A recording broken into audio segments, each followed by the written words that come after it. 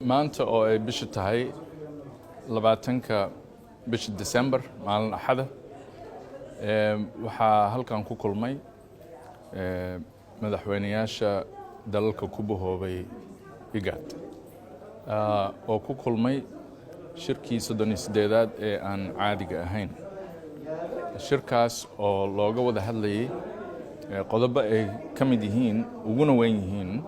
xaaladda ay ku sugan tahay wadamadan ku bahoobay IGAD guud ahaan iyo xaaladda ka hortagga COVID labadaas qodob ayaa ugu waaweynaa sidii awalba ajendaha lagu soo gudbiyay Soomaaliya iyo Kenya arrintooda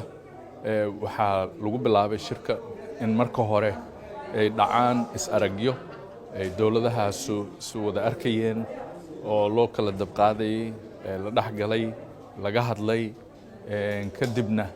shirka weyn la isugu wada yimid hadda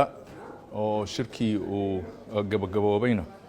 waxaa laga shaqaynayaa warmurtiyeedka ama communique-ga halkaas ka soo bixi lahaa intaasay hadda